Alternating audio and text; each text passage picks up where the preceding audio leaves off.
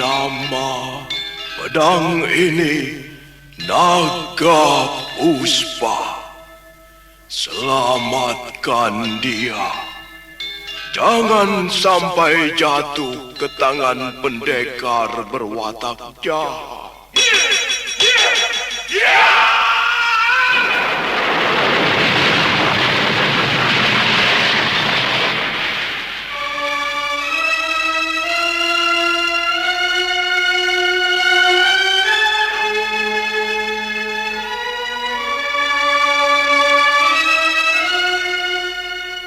Tutur Tinula.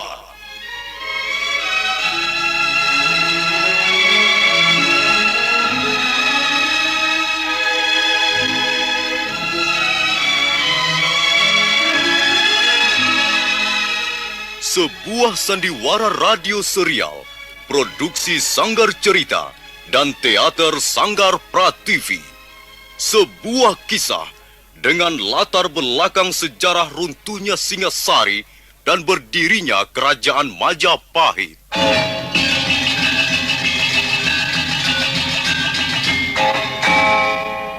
Sandiwara ini didukung oleh pemain-pemain radio yang sudah ternama. Ferry Fadli, Ivone Rose, dan Eli Ermawati.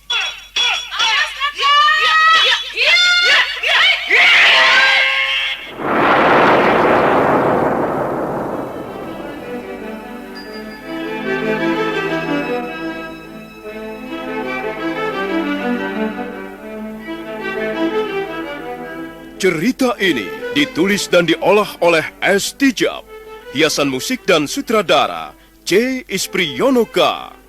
Kali ini mempersembahkan episode ke-10 dengan judul Pemberontakan Rangga Lawe.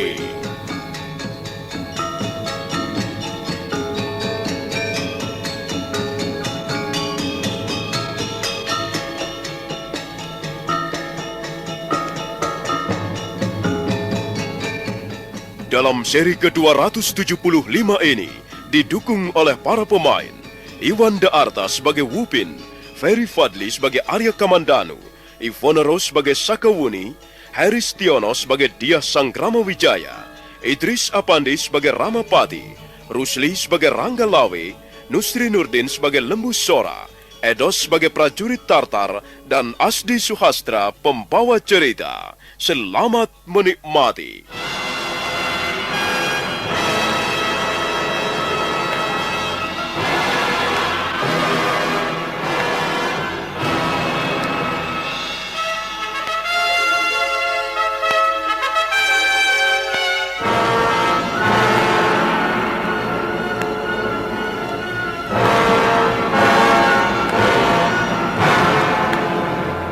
Arya Kamandanu, Sakawuni dan 20 orang prajurit Majapahit mengadakan pengejaran terhadap prajurit-prajurit Tartar yang melarikan diri dari medan peperangan.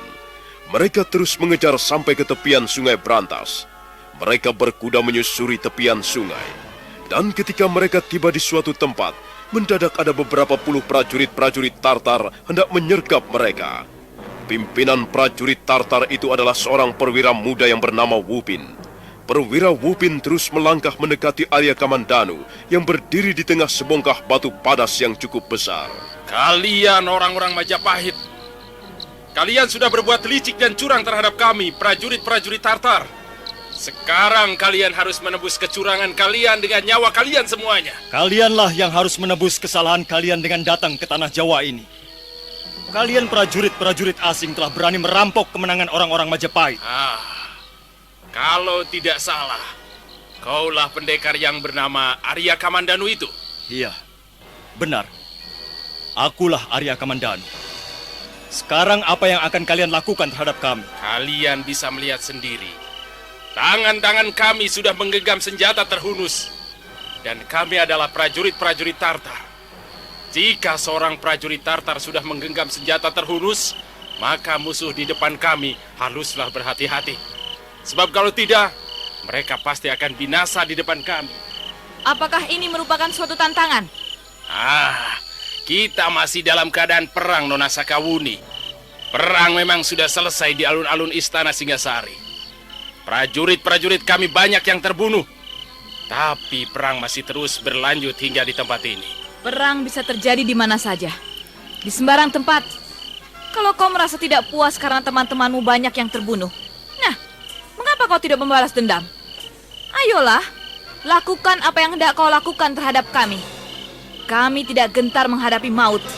Kami pun prajurit-prajurit. Bagus. Tidak percuma kami berhadapan dengan orang-orang seperti kalian. Nah, sekarang marilah kita mulai. Ayo, serang mereka. Sergap mereka bersama-sama. Bunuh mereka semuanya. Mereka sudah membantai teman-teman kita di alun-alun istana Kediri. Sekarang, jangan biarkan di antara mereka lolos. Mereka semuanya harus binasa di tangan kita. Ayo, cepat, serang mereka.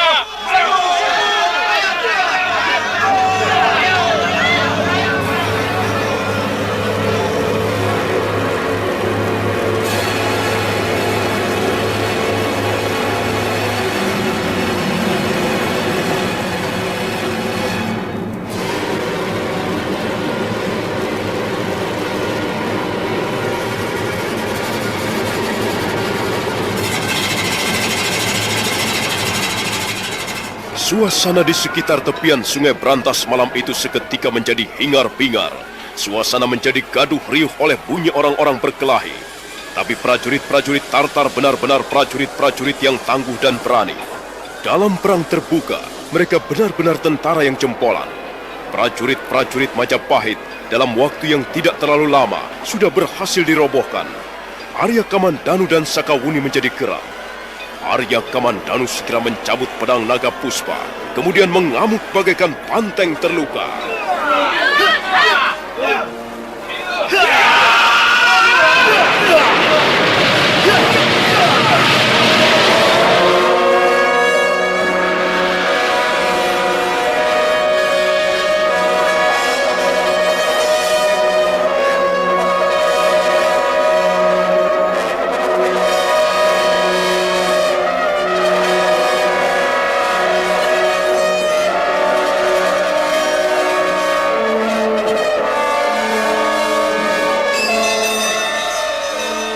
Perwira Wupin menjadi cemas melihat kehebatan pedang naga puspa di tangan Arya Kamandanu.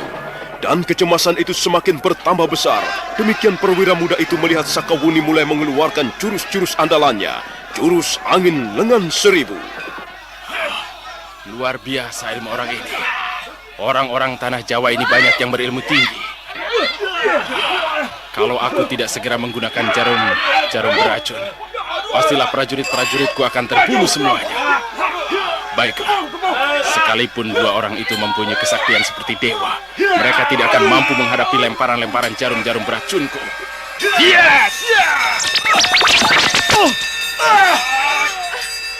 Kamandanu, ada apa denganmu, Kamandanu?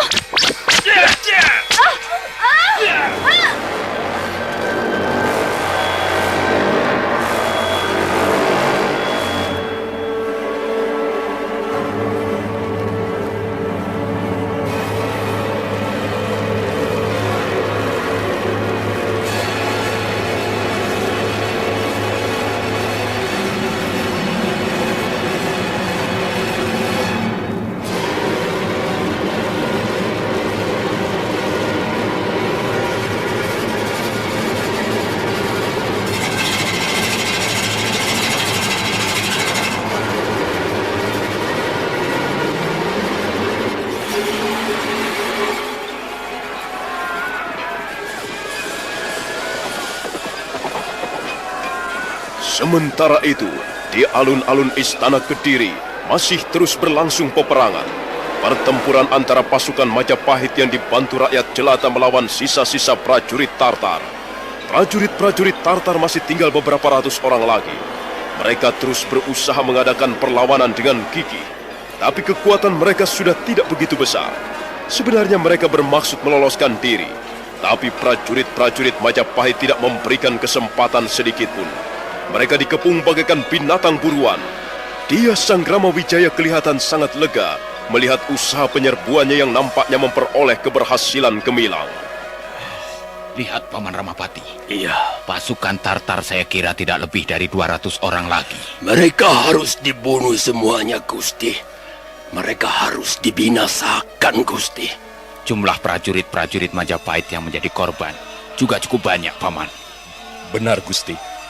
Tapi yang lebih menyedihkan lagi adalah warga desa biasa. Jumlah mereka hampir mencapai 3.000 orang. Iya, mereka telah menjadi korban peperangan besar ini. Aku tidak akan pernah melupakan jasa-jasa mereka. Kelak, kalau Majapahit akhirnya akan berdiri menjadi kerajaan di tanah Jawa ini, sanak keluarga mereka yang menjadi korban perang harus mendapatkan perhatian dan penghargaan. Jangan sampai ada yang tercecer. Ya, benar, Gusti. Mereka harus diberikan santunan perang. Majapahit berhutang budi kepada mereka semuanya, Gusti. Iya, saya lihat Panglima-Panglima Tartar tidak tampak lagi, Paman Nebusora. Nampaknya mereka melarikan diri, Gusti. Arya Kamandanu dan Sakawuni tengah menyusul mereka, Gusti. Mudah-mudahan saja 3 orang panglima tentara asing itu dapat ditangkap. Kalau begitu, baiklah. Saya kira kemenangan sudah dapat dipastikan berada di pihak Majapahit. Tapi perlawanan tentara Tartar itu harus segera diakhiri, Paman Nebusora. Benar, Gusti. Kasihan rakyat jelata yang masih terus menjadi sasaran senjata-senjata mereka. Paman Nebusora, Ronggolawi, Kebu Anabrang, Gajah Biru dan kau Reklian Demu. Kalian kuperintahkan untuk segera menyudahi perlawanan prajurit-prajurit Tartar. Sementara itu Tuan Arya Wiraraja, Paman Nambi dan Paman Ramapati, ikutlah aku masuk ke dalam istana Kediri.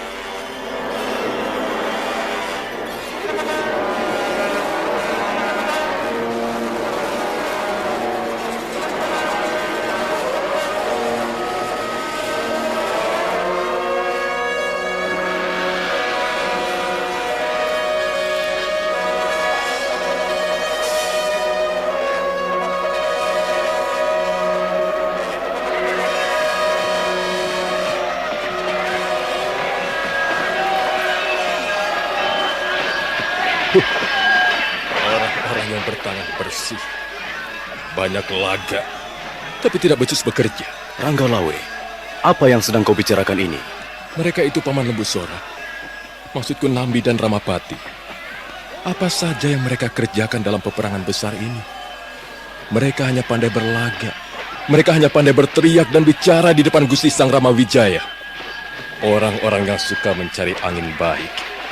Tukang mencari muka. Aku benar-benar tidak senang melihat penampilan mereka, Paman Lembusora. Ranggalawe, sudah berapa kali kukatakan, hendaknya kau bisa mengendalikan dirimu. Janganlah menyulut api permusuhan di antara teman-teman sendiri. Lihat saja, perang sama sekali belum berakhir. Masih banyak prajurit saling membunuh. Kita tidak perlu khawatir lagi, Paman. Kita pasti keluar sebagai pemenang.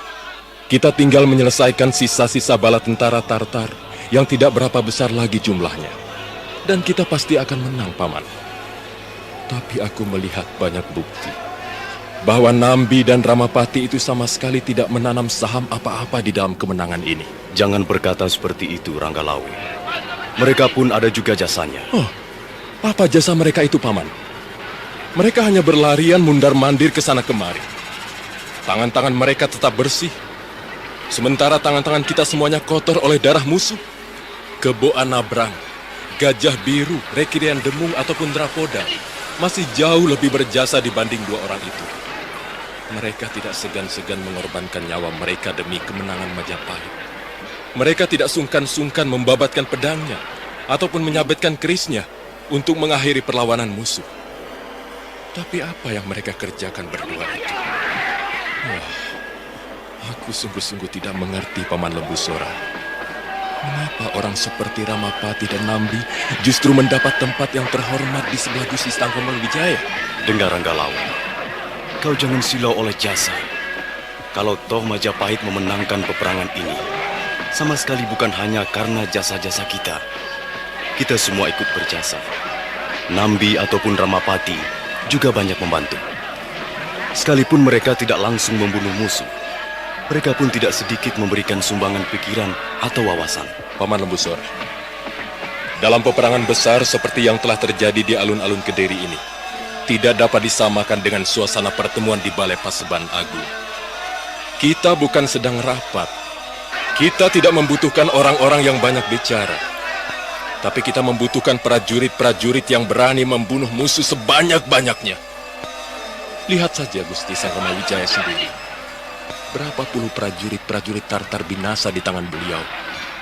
Seharusnya Nambi dan Ramapati merasa malu melihat apa yang telah dicontohkan oleh Ratu Gustinya. Sudahlah Ranggalawe, dengarlah kata-kataku.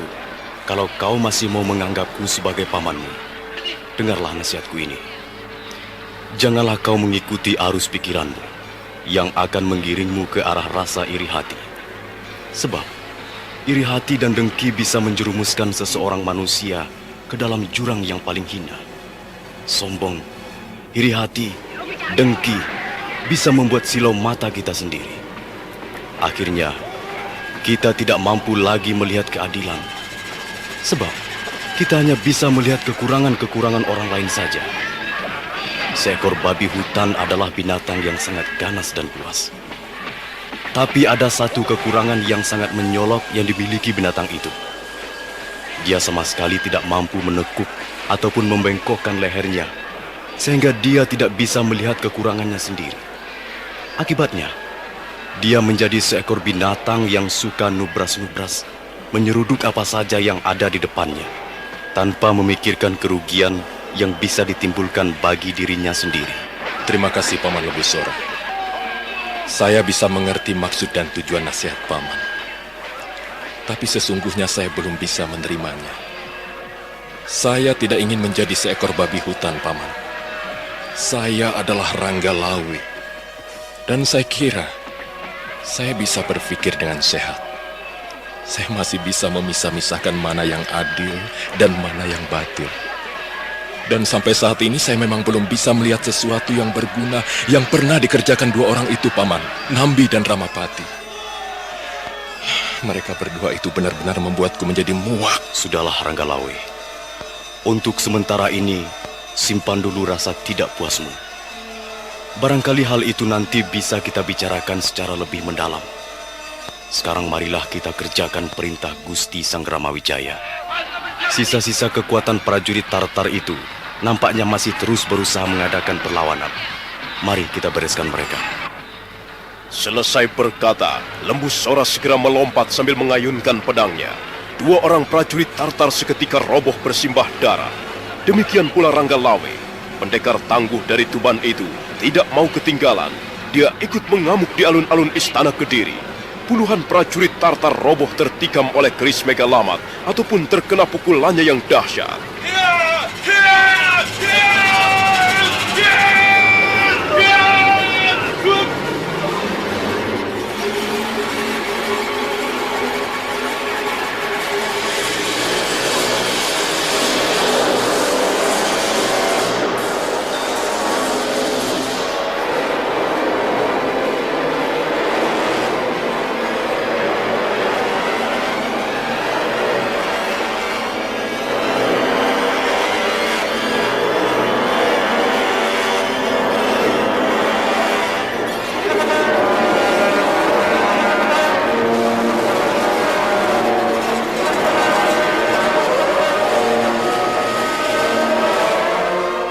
Sementara itu, Arya Kamandanu dan Sakawuni yang tengah mengadakan pengejaran terhadap prajurit-prajurit Tartar ternyata tidak bernasib mujur.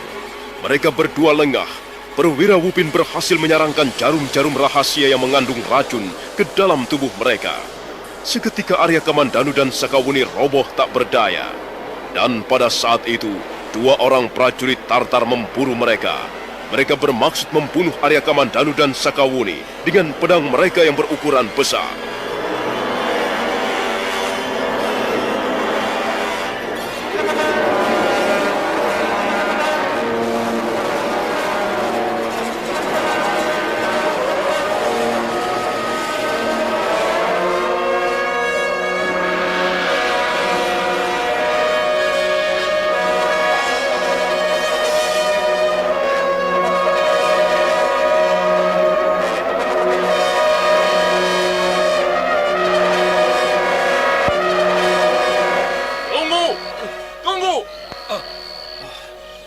mereka sudah roboh tidak berdaya lagi, Tuan Perwira.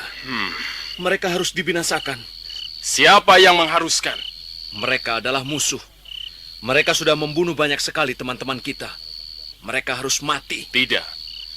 Mereka tidak perlu kita binasakan. Aku mendapat perintah khusus dari Panglima Kousing untuk menangkap mereka. Oh, kalau begitu, maafkan kami, Tuan Perwira. Kami sama sekali tidak tahu bahwa Tuan Perwira mendapat tugas khusus. Sekarang apa yang harus kami lakukan terhadap 2 orang ini? Prajurit-prajurit Majapahit yang lain yang masih belum mati, boleh kalian binasakan semuanya. Tapi 2 orang ini angkatlah dan bawalah naik ke dalam perahu.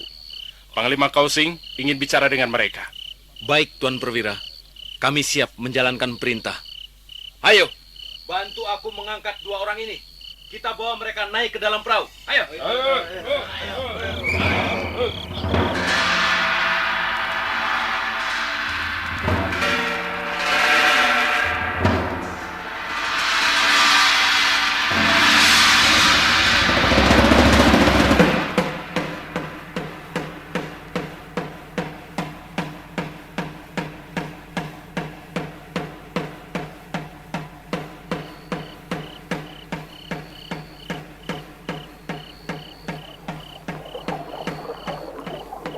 Tuan Panglima Kousing, tugas sudah saya laksanakan. Jarum-jarum beracun yang saya lemparkan itu memang keras. Apakah jarum-jarum beracun yang kau lemparkan tidak berbahaya, Perwira Wupin? Tidak, Tuan Panglima. Jarum-jarum rahasia beracun itu tidak membunuh. Sebentar lagi mereka akan sadarkan diri. Mereka adalah pendekar-pendekar yang tangguh dan berani. Aku sama sekali tidak menduga bahwa di negeri yang bernama Tanah Jawa ini banyak sekali pendekar-pendekar tangguh dan berani. Mereka ini adalah musuh-musuh kita, Tuan Panglima. Mengapa mereka tidak kita binasakan saja? Ada yang ingin kubicarakan dengan orang yang bernama Arya Kamandanu ini. Kau tidak perlu ikut campur dalam urusanku, Perwira Wupin. Maafkan saya, Tuan Panglima. Apa yang akan kubicarakan dengan orang ini sama sekali tidak ada sangkut pautnya dengan perang yang baru saja terjadi. Kami akan membicarakan soal yang lain. Lihat, Tuan Panglima. Nampaknya orang yang bernama Arya Kamandanu itu sudah sadarkan dirinya kembali. Lihat, tubuhnya mulai bergerak-gerak. Kau tinggalkan dulu perahu ini, Perwira Wupin. Kau tunggu saja di luar bersama teman-temanmu yang lain. Aku akan bicara 4 mata dengan orang ini. Baik, Tuan Panglima.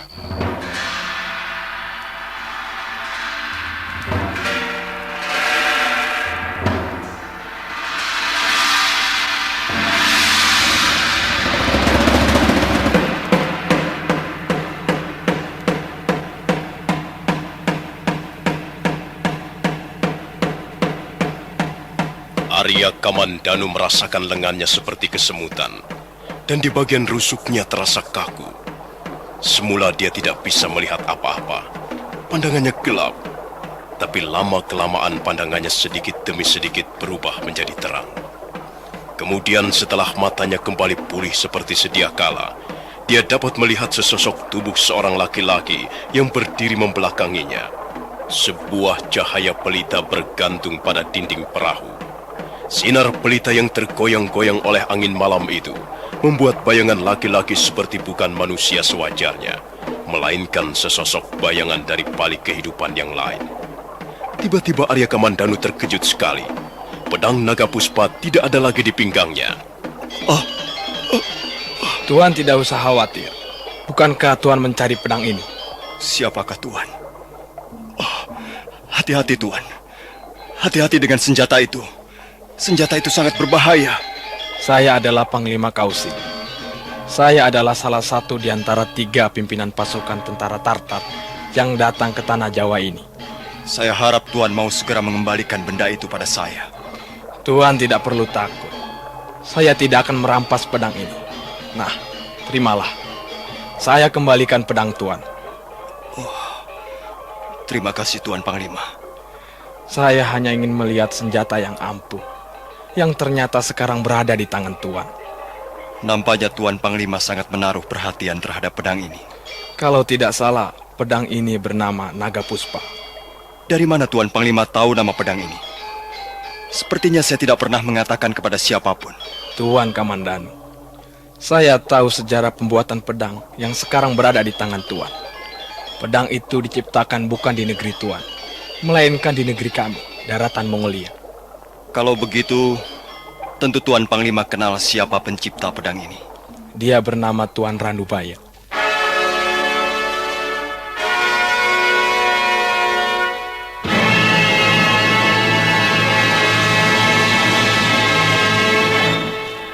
Guru. Iya, memang benar. Pedang naga puspa ini adalah ciptaan guru saya, Tuan Panglima. Jadi Tuan Ranubaya adalah guru Tuan? Benar, Tuan Panglima. Paman Ranubaya adalah guru pribadi saya. Saya banyak belajar tentang bermacam-macam hal dari beliau. Tapi nasib telah memisahkan saya dengan beliau. Barangkali Tuan Panglima dapat memberikan sedikit keterangan mengenai keadaan beliau sekarang ini. Saya menyesal sekali, Tuan Kamandanu. Saya sudah berusaha, tapi saya telah gagal. Saya tidak bisa menyelamatkan jiwa Tuan Ranubaya dari Algujo. Maksud Tuan Panglima?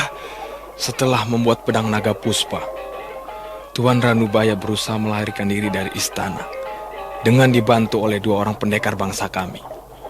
Tapi Tuan Ranubaya terluka, sehingga beliau tertangkap kembali. Kaisar kami tidak dapat memberikan pengampunan. Hal itu karena Kaisar didesak oleh orang-orang di sekeliling beliau. Tuan Ranubaya digiring ke tempat Algujo. Ya, rupanya guru Tuan Kamandanu telah mengakhiri hidupnya di negeri kami. Di negeri yang sangat jauh dari negerinya sendiri. Paman Ranubaya. Paman Ranubaya. Kasihan nasibmu, Paman.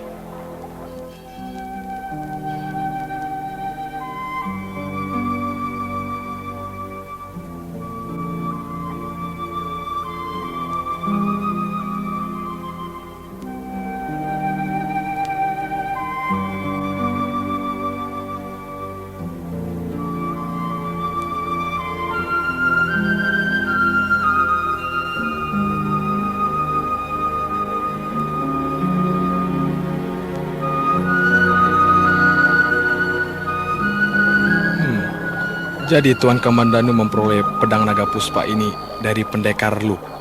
Benar, Tuan Panglima. Rupanya nasib pendekar Lu juga tidak mujur di negeri kami. Pendekar Lu dan Mesin, istrinya, menjadi buron pemerintah Kediri yang waktu itu masih berkuasa. Pendekar Lu terluka parah dan meninggal di pangkuan istrinya. Dan sebelum meninggal, Pendekar Lu menyerahkan pedang naga puspa ini kepada saya. Pendekar Lu merasa sangat lega dan girang begitu tahu bahwa saya adalah murid Paman Ranubaya. Karena itu, dia tidak segan-segan lagi mempercayakan benda ini kepada saya. Begitulah ceritanya, Tuan Panglima Kausing. Ya. Apa yang dialami oleh manusia ini sepertinya hanya sebuah sandiwara ringan belaka. Sepertinya bukan sesuatu barang yang nyata. Benar, Tuan Panglima. Kita hidup di tengah-tengah maya pada. Maya artinya semu, dan pada artinya bumi atau tempat untuk berpijak. Jadi sebenarnya kita hidup di tengah-tengah suatu dunia yang semu. Dunia yang sama sekali tidak mengandung kenyataan. Karena semua serba berubah dalam setiap saat. Tidak ada yang langgeng. Tidak ada yang mempunyai kekuatan keabadian. Paman Ranubaya tiba-tiba saja terbuang jauh ke negeri seberang dan wafat di sana. Sementara pendekar Lu sebaliknya. Ya, begitulah nasib manusia. Lalu bagaimana dengan Mesin, istri pendekar Lu? Apakah Tuan Kamandanu tidak tahu bagaimana nasibnya sekarang? Arya Kamandanu kemudian menceritakan segala peristiwa yang menyangkut Mesin dan dirinya sendiri. Panglima Kausing mendengarkan dengan penuh perhatian. Setelah Arya Kamandanu selesai berkisah, suasana menjadi sangat hening. Sungguh malang nasib istri pendekar Lu. Dia harus menjadi buron di negerinya sendiri. Dan setelah berada di negeri orang, dia terpaksa berpisah dengan suaminya tercinta. Saya menyesal sekali, Tuan Panglima. Saya sudah berusaha, tapi rupanya saya telah gagal mengangkat mesin dari lembah penderitaan. Bahkan sekarang ini, saya pun tidak tahu di mana dia berada. Saya benar-benar menyesal. Tapi saya belum menyerah sampai di sini, Tuan Panglima. Suatu saat saya akan mencarinya. Saya akan terus mencarinya. Sampai kapanpun, saya akan terus mencarinya. Tuan Kamandanu tidak perlu menyesal. Tuan telah berbuat banyak untuk menolong salah seorang rakyat kami yang terlantar di negeri Tuan. Tuan sungguh seorang pendekar yang berbudi luhur. Saya sangat mengagumi Tuan. Tuan Panglima jangan terlalu memuji-muji saya. Saya hanya melakukan apa yang saya bisa. Saya tidak memuji Tuan. Memang sesungguhnya lah, Tuan adalah seorang pendekar yang berbudi mulia. Nah, Tuan Kamandanu, rupanya teman Tuan juga sudah mulai sadarkan diri. Wuni? Sakawuni? Kamandanu, di mana kita sekarang, Kamandanu? Kita berada di dalam perahu milik Tuan Panglima Kausing. Jadi kita telah tertangkap oleh musuh? Tidak, Nona. Nona keliru. Perang sudah selesai.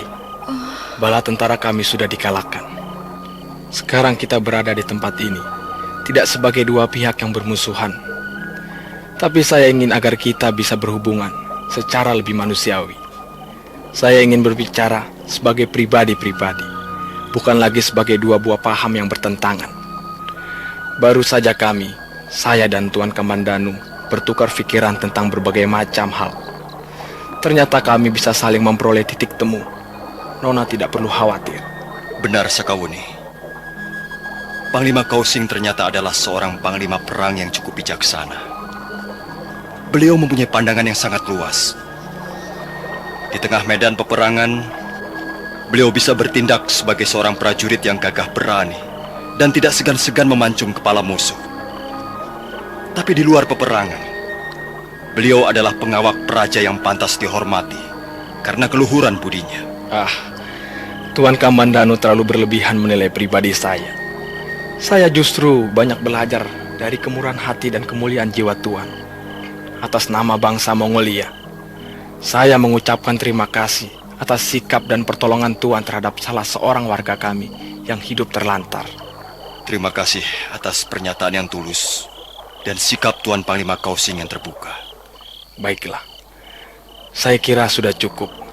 Saya tidak bisa lama-lama tinggal di tempat ini, Tuan Kamandanu. Saya harus segera bergabung dengan teman-teman saya di Pantai Tuban. Barangkali besok kami sudah akan bertolak kembali ke negeri Mongolia. Sekali lagi terima kasih atas sikap Tuan dan ketulusan hati Tuan terhadap kami.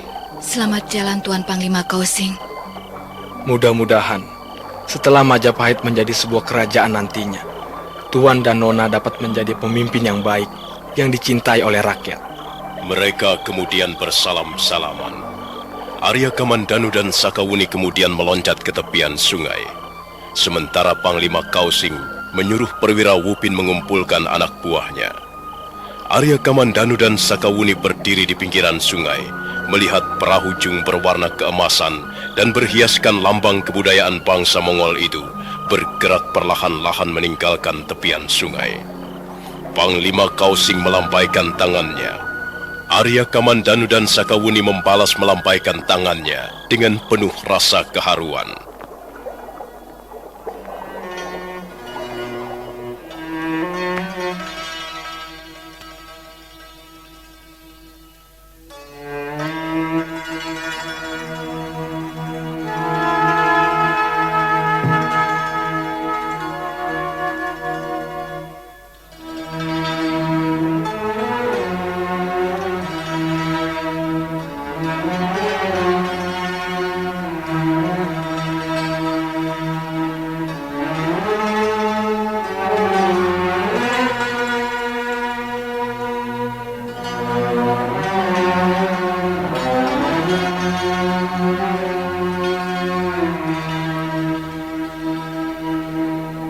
Perahu Jung yang ditumpangi oleh Panglima Kausing dan anak buahnya bergerak semakin menjauhi tepian Sungai Brantas.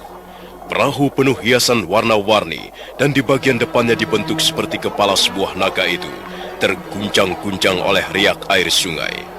Cahaya pelita yang terpanjang di bagian belakang geladak semakin lama semakin mengecil. Arya Kamandanu dan Sakawuni terus memandangi perahu Jung hingga lenyap di kelokan sungai.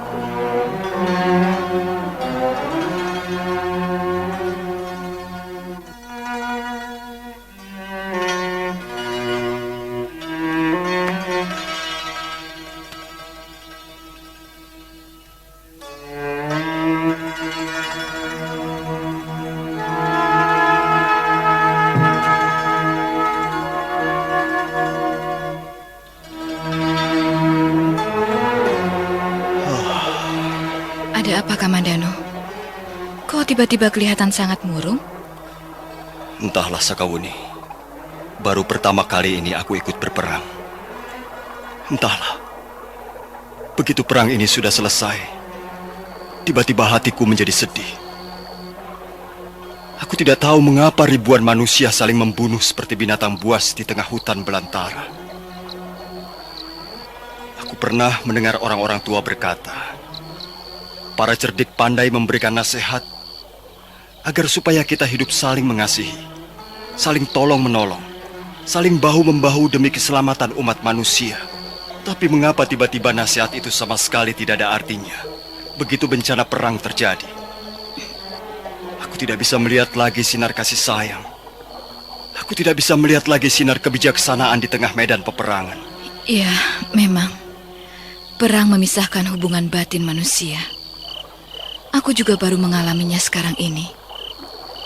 Manusia yang tidak saling mengenal sebelumnya, yang tidak pernah tahu secara persis duduk perkaranya, saling membunuh tanpa ampun. Ya, kadangkala aku berpikir bahwa perang hanyalah pekerjaan orang-orang yang kurang waras. Iya. Kalau saja semua orang mempunyai watak seperti Panglima Kausing, mempunyai pandangan yang luas dan mendalam seperti Panglima Kausing, kukira negara yang satu dan negara yang lain tidak perlu menyelesaikan pertikaian dengan perang. Tapi sudahlah, itu bukan urusan kita, Sakawuni. Iya. Sekarang ini kita sudah dikukuhkan menjadi prajurit Majapahit. Kita tidak perlu berpikir terlalu jauh dan jelimet. Sekarang marilah kita kembali ke Istana Kediri. Kita harus mencari kuda-kuda kita yang tertinggal di sekitar tempat ini, Kamandanu. Arya Kamandanu dan Sakawuni kemudian melompat ke dalam gelap. Tak lama kemudian mereka pun sudah mendapatkan kuda-kuda mereka yang berkeliaran di bawah pohon di tepian tebing-tebing sungai. Mereka segera melompat ke punggung-punggung kudanya masing-masing. Dan selanjutnya mereka berkuda meninggalkan tepian Sungai Brantas.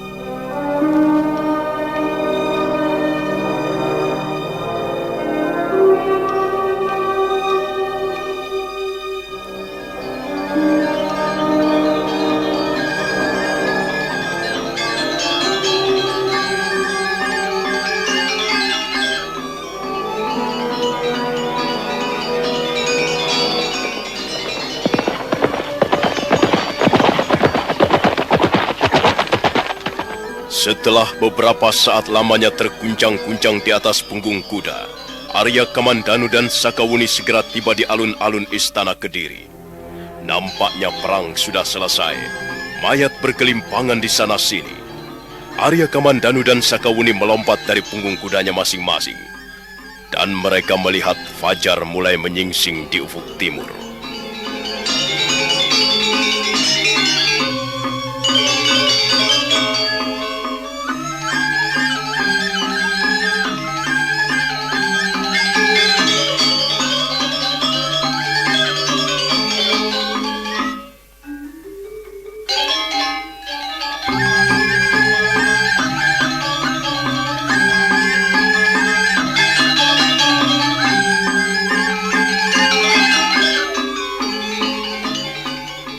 Nah, saudara pendengar, bagaimanakah kisah selanjutnya?